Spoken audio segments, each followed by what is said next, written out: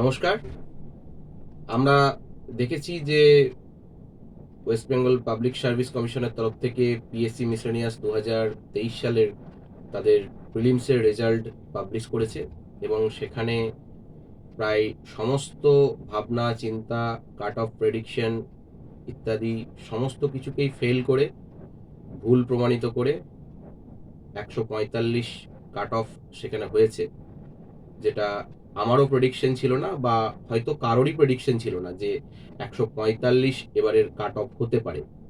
পরীক্ষার প্রশ্নপত্রের মান বা সেই নিরিখে বাদবাকি যে বিষয় আশয়গুলো নির্ভর করে একটা পরীক্ষার কাট অফের ক্ষেত্রে, সে সমস্ত কিছুই বিচার বিবেচনা করে কোনোভাবেই যে 145 কাট অফ হতে পারে এটা আমি তো ভাবতে পারিনি, বা কারা ভাবতে পেরেছিলেন সেই সংখ্যাটাও হয়তো খুবই নগণ্য বা হয়তো কেউই নন, এমনই হয়তো হতে পারে।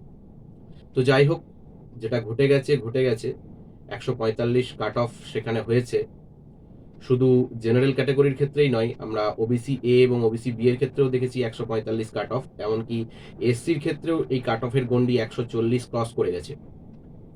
তো এটা হওয়ার জন্যে একটা বিরাট সংখ্যক পরীক্ষার্থী যারা সিরিয়াসলি পরীক্ষাটা দিয়েছিলে বা যারা শিওর ছিলে যে আমি এবারে পাশ করবই, মেন্সের জন্য তারা প্রস্তুতিও শুরু করে দিয়েছিলে বা মেসেজ করেছিলে যে এই আমি পড়াশুনো করছি বা এইভাবে পড়াশুনো করছি। বিশেষ করে যারা 130 প্লাস যাদের স্কোর রয়েছে, এমনকি 140 প্লাস স্কোরও যাদের রয়েছে, তাদের যেই হৃদয় ভাঙা যন্ত্রণার কথা, এটার না বললেই নয়। এই দুঃখ তারা কাটিয়ে উঠে আগামী যে কম্পিটিটিভ এক্সামসগুলো রয়েছে সেক্ষেত্রে তারা ফোকাস করুক, এটাই চাইবো, এটাই কাম্য। তবুও তাদের এই যন্ত্রণা ভোলার নয়। আর যে কারণের জন্যে এই একটা হিউজ কাট অফ হতে পারে, যেটা মনে হচ্ছে যে আজকালকার দিনে স্টাডি ম্যাটেরিয়ালস পাওয়া খুবই সহজসাধ্য, সাপ্লাই লাইন যথেষ্ট ভালো, বিগত বছরগুলোর তুলনায় বছর বছর এই দিকটার উন্নতি ঘটছে। বিভিন্ন কোচিং সেন্টারের তরফ থেকে বা নিজস্ব যে পড়াশোনা বাড়িতে বসে, বিভিন্ন যে বই কম্পিটিটিভ পরীক্ষার জন্য, টেক্সট বুকের অ্যাভেলেবিলিটি, গুণগত মানের বিচারে ভালো টেক্সট বুকের অ্যাভেলেবিলিটি, যেগুলো প্রতি বছর এই সাপ্লাই লাইনটা কিন্তু বাড়ছে। তো এই কারণের জন্যে ছাত্রছাত্রীদের যে পড়াশোনা করার খিদে, তাদের মেধা, অধ্যবসায়, দক্ষতা ইত্যাদি কারণে, হল ম্যানেজমেন্ট, এই সমস্ত কারণেই কিন্তু 145 কাট অফ হতেও পারে। কারণ ছাত্রছাত্রীদের পড়াশোনার মানটা অনেকটাই বেড়ে গেছে। একদিকে যেমন সরকারি চাকরির স্কোপ দিনকার দিন কিছুটা হলেও কমে যাচ্ছে।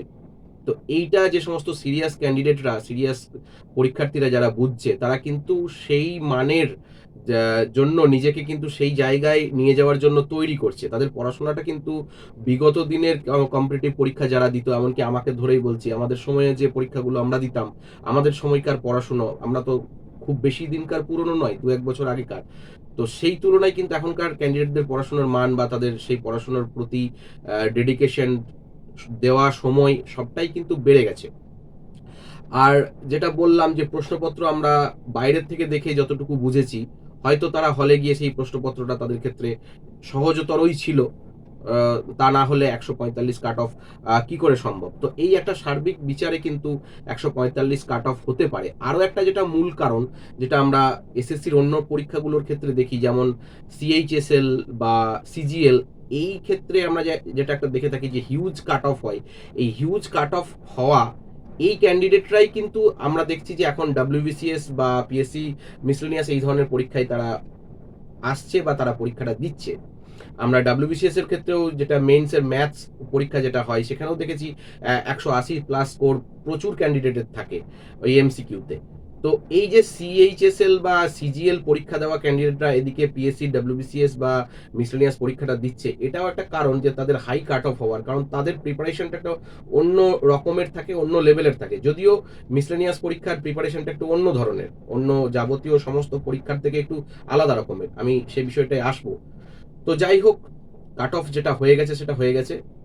এবং আরো একটা ভালো দিক আমরা পিএসসির তরফ থেকে দেখেছি যে হয়তো এই প্রথম পিএসসি কোনো প্রিলিমস পরীক্ষার ক্ষেত্রে একদম নাম ধরে ধরে ক্যান্ডিডেটদের ডিটেল, তাদের রোল নাম্বার, তাদের ক্যাটেগরি সমস্ত কিছু দিয়ে একটা প্রিলিমসের রেজাল্ট পাবলিশ করেছে। অনেকে আবার এটাকে সিঁদুরে মেঘ দেখছেন যে পিএসসির মতো একটা সংস্থা এভাবে রেজাল্ট প্রকাশ করছে, তার মানে কোনো গড়বড়ি নয় তো। তো যাই হোক, আমাদেরকে সবসময় পজিটিভ থাকতে হবে, আশা করি কোনো গড়বড়ি নেই। তো এত সুন্দরভাবে রেজাল্ট পাবলিশ করার জন্য পিএসসিকে অসংখ্য ধন্যবাদ, যাতে আগামী দিনের পরীক্ষাগুলোতে এভাবে নাম ধরে, তাদের ক্যাটেগরি ধরে, তাদের সমস্ত কিছু ডিটেলস দিয়ে যাতে রেজাল্ট পাবলিশ হয়। এবং এই রেজাল্ট পাবলিশিং এর ক্ষেত্রে আমরা ভুল ত্রুটিও দেখেছি। যেমন সায়ন ব্যানার্জি বলে কোনো ক্যান্ডিডেট, তাকে এসটি কোটার আওতায় ফেলে দেওয়া হয়েছিল, যেটাকে পিএসসি পরে আমরা সেই বিষয়টা একটু স্ক্রিনে দেখানোর চেষ্টা করছি যে পিএসসি কি বলেছে তার এগেনস্টে। তো এখানে দেখতে পাচ্ছেন যে ইম্পর্টেন্ট অ্যানাউন্সমেন্ট বলে দেখানো হয়েছে যে whereas an issue has surfaced that Sri Sayan Banerjee, roll number 1800575, a candidate who appeared in miscellaneous service recruitment preliminary examination 2023 and qualified for the miscellaneous service recruitment final examination 2023 does not belong to ST category।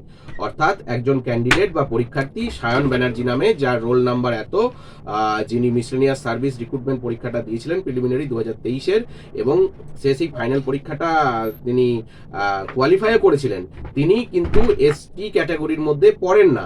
And whereas on hearing by calling him through notice, তাকে নোটিশের মাধ্যমে call করা হয়েছিল hearing এর জন্য, and scrutiny of all the original testimonials, এবং scrutiny হয় তার সমস্ত যে অরিজিনাল নথিপত্র সেগুলোর, of the said Sayan Banerjee, it appears that the incumbent has made false statement regarding his category and necessary qualification। অর্থাৎ তিনি যখন তার অ্যাপ্লাইটা করেছিলেন, অ্যাপ্লিকেশনটা করেছিলেন, তখনই তিনি এই ফলস স্টেটমেন্টটা দিয়ে ফেলেছিলেন, সেটা ভুলবশতই হোক আর ঠিকবশতই হোক। পরে তার ক্ষেত্রে কিন্তু কোনো রকমভাবে পিএসসিকে জানানো হয়নি। Hence the candidature of the said Sayan Banerjee having roll number 1800575 in connection with the examination noted above stand cancelled. অর্থাৎ এই সায়ন ব্যানার্জির ক্যান্ডিডেচার কিন্তু ক্যান্সেল করে দেওয়া হয়েছে। তবে এখানেই থেমে নেই, পিএসসির যে প্রিলিমিনারি লিস্ট, সেখানে এরকম নাম বা নামের পদবি ধরে কিন্তু অনেকের ক্ষেত্রে দেখা গেছে যে ক্যাটেগরিগত একটা সমস্যা তৈরি হয়েছে। তো যারা প্রশ্ন করছেন তারা কিন্তু এখনো প্রশ্নটা করেই যাচ্ছেন যে একজনের ক্ষেত্রে এরকম হয়েছে, বাকিদের কি হবে। তো এই প্রশ্নটা কিন্তু থাকছে পিএসসির জন্য। অনেকে আবার মজা করে বলছেন যে পিএসসি আজকাল সোশ্যাল মিডিয়াও ফলো করে, তাছাড়া এগুলো কিভাবে সম্ভব। তো সে যাই হোক, এরপরই অত্যাশ্চর্যভাবে পিএসসি কিন্তু আরও একটা বিষয় যেটা গতকালকে পাবলিশ করেছে, আমরা আবার স্ক্রিনে দেখানোর চেষ্টা করব।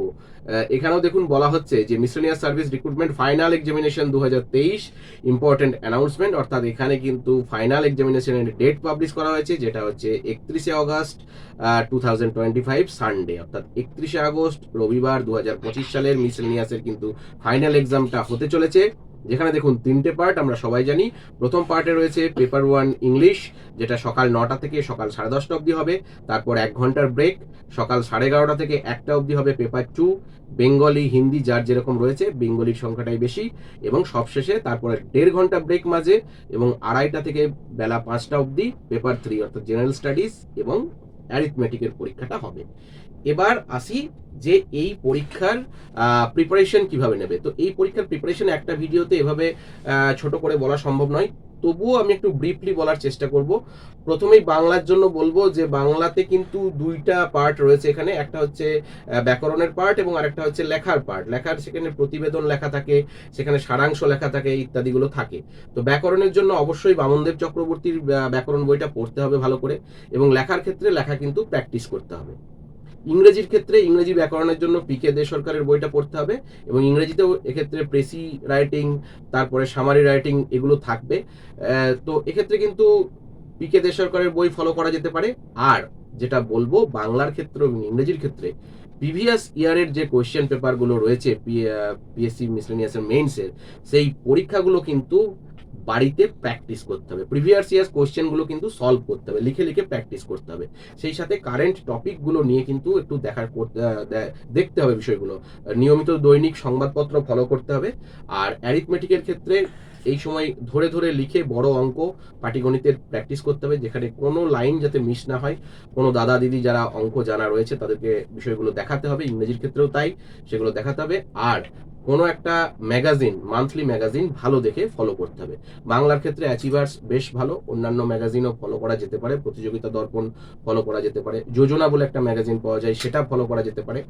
আর যাদের কাছে ডাব্লিউবিসিএস এর মেইনসের জন্য যে বড় মোটা যে বই, সেটা যারই হোক না কেন, নিতিন সিঙ্গানিয়া হতে পারে, স্পেকট্রামের হতে পারে, যে কোনো বই যেগুলো রয়েছে বাড়িতে, যে বইগুলো পড়ে ডাব্লিউবিসিএস মেইনসের জন্য তোমরা প্রিপারেশন নাও, সেই বইটা কিন্তু নিয়মিত ফলো করতে হবে। তবে সব থেকে বড় ব্যাপার যেটা লক্ষ্য রাখতে হবে, যে কারেন্ট টপিকের ওপর কিন্তু তোমাদেরকে ফোকাস করতে হবে। আর এই পরীক্ষার একটা অন্যরকম ব্যাপার আছে, অন্যরকম ফ্লেভার আছে, যেটা হচ্ছে এখানে কিন্তু কোনো অপশন নেই। অর্থাৎ আমরা অনেক সময় এমনভাবে পড়ি যাতে কোনো প্রশ্নের অপশন দেখে আমরা উত্তরটা মনে করতে পারি। এক্ষেত্রে কিন্তু অপশনের কোনো জায়গা নেই, প্রশ্ন থাকবে, তার উত্তর লিখতে হবে। তো পুরো মুখস্থ করে জায়গাগুলো পড়তে হবে যাতে আমরা প্রশ্ন দেখে তার উত্তর কি সেটা সেখানে লিখতে পারি। এটা কিন্তু একটা অন্যরকম জায়গা, অন্য পরীক্ষার থেকে একটু আলাদা। আর কি সব থেকে গুরুত্বপূর্ণ বিষয়, যে আমাদের হয়তো এখন আমরা এমন কোনো পরীক্ষা প্যাটার্নের সঙ্গে অভ্যস্ত নয় যেখানে একদিনে 3টে পরীক্ষা দিতে হয়। ওই যে সকাল 9টা থেকে 10:30, আবার 11:30 থেকে 1টা, আবার 2:30 থেকে 5টা। আমরা লিখে যে পরীক্ষাগুলো দেবো, আমাদের দেখা যাবে হাত সরছে না বা লিখতে পারছি না। বাড়িতে কিন্তু ওই টাইম ধরেই লিখে পরীক্ষাগুলো প্র্যাকটিস করতে হবে। যেটা বললাম আশা করি বুঝতে পেরেছো। ওই টাইম ধরে, অর্থাৎ তুমি বাড়িতে একটা ইংরেজি পরীক্ষা দাও যেটা সকাল 9টা থেকে 10:30 অবধিই দেবে, আবার 1 ঘন্টা ব্রেক নাও, 11:30 থেকে 1টা অবধি তুমি বাংলা পরীক্ষা দেবে। এভাবেই লিখে লিখে পরীক্ষাগুলো দাও, প্র্যাকটিস করতে হবে। না ছাড়া কিন্তু ওই পরীক্ষার হলে গিয়ে তোমার জানা প্রশ্ন তুমি লিখতে পারবে না, তখন দেখবে লিখতে পারছো না, সময় পেরিয়ে যাচ্ছে। এই সমস্যাগুলো হবে, কারণ এই পরীক্ষাটার ফ্লেভার বা এই পরীক্ষার প্যাটার্ন কিন্তু অন্য পরীক্ষার থেকে আলাদা। তো যেটা বলবো, লিখে প্র্যাকটিস করতে হবে, সেটা অঙ্কই হোক, জিকে হোক, কারেন্ট অ্যাফেয়ার্স হোক। নিয়মিত দৈনিক সংবাদপত্র ফলো করতে হবে, কারেন্ট টপিকগুলো নিয়ে আলোচনা করতে হবে, নিজেদের মধ্যে ডিসকাশন করতে হবে। বাংলা ব্যাকরণ, ইংরেজি ব্যাকরণ পড়তে হবে, বাংলার ক্ষেত্রে বামনদেব আর ইংরেজির ক্ষেত্রে পিকে দে সরকার। এই বইগুলো পড়তে হবে বিস্তারিতভাবে। আমি পরবর্তী একটা ভিডিও নিয়ে আসবো, দরকার হলে লাইভ ক্লাস করব। ইচ্ছুক থাকলে কমেন্ট বক্সে কমেন্ট করে জানাবে। যে কোনো রকম পিএসসি মিসেলিনিয়াস মেইনসের তোমাদেরকে যদি সাহায্য করতে পারি আমার ভালো লাগবে। ভালো থাকবে, সুস্থ থাকবে, ধন্যবাদ।